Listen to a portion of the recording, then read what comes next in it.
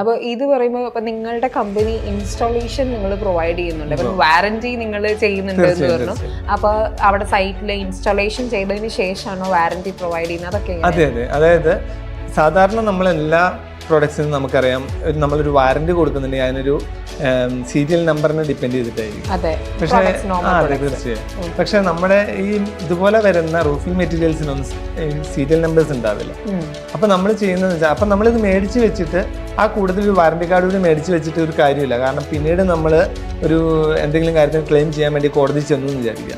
ഇത് പറഞ്ഞു വരുമ്പോൾ ഇവർ നമ്മൾ ഈ പ്രൊഡക്റ്റ് അല്ല അത് എന്നുള്ള രീതിയിൽ എങ്ങനെയായാലും കമ്പനിക്കാർ എങ്ങനെ വാറന്റി കൊടുക്കാതിരിക്കാമെന്നുള്ള നോക്കുന്ന ഒരു കാലഘട്ടത്താണ് വന്നത്.